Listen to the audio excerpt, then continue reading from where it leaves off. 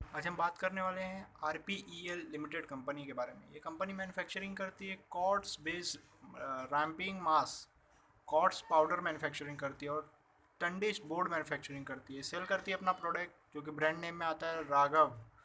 और ये कंपनी के ऊपर इनके कस्टमर ब्लाइंडली ट्रस्ट करते हैं, मतलब आंख बंद करके विश्वास कर लेते हैं ये कंपनी के ऊपर। और ये कंपनी अच्छा खासा मटेरियल प्रोवाइड करती है। और भी जान लेते हैं कंपनी के बारे में। कंपनी का मार्केट कैप 854 करोड़ है। अभी जो करंट प्राइस चल रहा है एक शेयर का इस कंपनी का, वो 786 रुपीज़ है। पी कंपनी का 55 है। बुक वैल्यू कंपनी का 59.8 रुपीज़ का है। आर कंपनी ने इस साल जनरेट किया 22.8% का। आर कंपनी ने इस साल जनरेट किया 17.2% का। डेब्ट टू इक्विटी जीरो है, कोई कर्जा नहीं है कंपनी के ऊपर। प्रॉफिट आफ्टर टैक्स कंपनी ने इस साल जनरेट किया 15.6 करोड़ रुपीज़ का। अर्निंग पर शेयर कंपनी का इस साल जनरेट हुआ 14.5 रुपीज़ का, अच्छा खासा। कंपनी के ऊपर शॉर्ट और लॉन्ग टर्म डेप्थ कोई नहीं, कुछ नहीं है, ज़ीरो है डेप्थ, कर्जा ज़ीरो है, कुछ है नहीं। कंपनी के पास कैश और बैंक बैलेंस, जिसको हम लोग कैश इक्विवेलेंट बोलते हैं, कंपनी के पास 13 करोड़ रुपीज़ का कैश पड़ा है, कैश और बैंक बैलेंस पड़ा है। कंपनी ने इस साल टोटल सेल्स करके दिखाया लगभग 65 करोड़ रुपीज़ का। ये कंपनी क्वार्टर दर क्वार्टर भी अच्छा सेल्स कर रही है और साल दर साल भी अच्छा सेल्स कर रही है। ये कंपनी अच्छा खासा सेल्स करके दिखा रही है। क्वार्टरली रिजल्ट देख लेते हैं कंपनी का।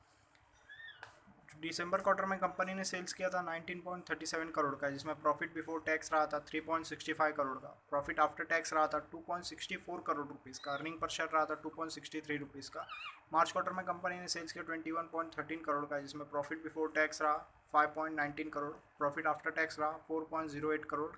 अर्निंग पर शेयर रहा 3.75 रुपीज़ का। जून क्वार्टर में कंपनी ने सेल्स किया 20.61 करोड़ का, जिसमें प्रॉफिट बिफोर टैक्स कंपनी ने जनरेट किया 5.75 करोड़ का।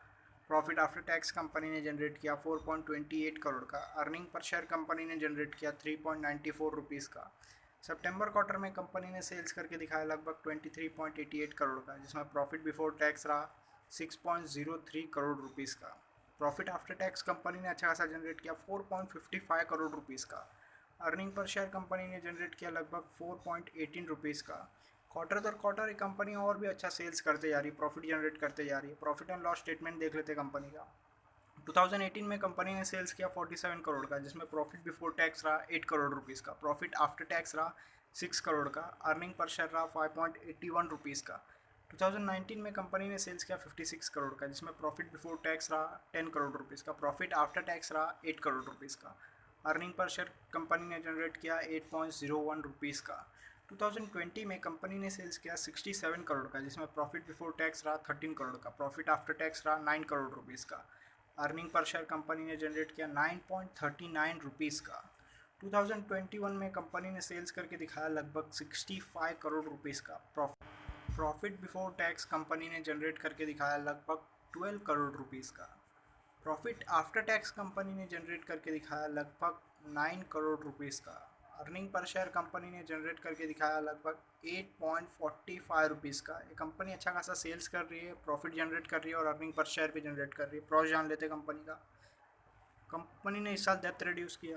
कंपनी लगभग डेप्थ फ्री है। कंपनी से आगे आने वाले क्वार्टरली रिजल्ट्स एक्सपेक्टेशन है कि अच्छा खासा जनरेट करके दिखाएगी ये कंपनी। आगे चलते हैं और रेशो जान लेते हैं कंपनी का। कंपाउंडेड सेल्स ग्रोथ रेशो देख लेते हैं। पिछले 10 साल का एवरेज सेल्स ग्रोथ है 27%। पिछले 5 साल का एवरेज सेल्स ग्रोथ है 7%। पिछले 3 साल का एवरेज सेल्स ग्रोथ है 11% का।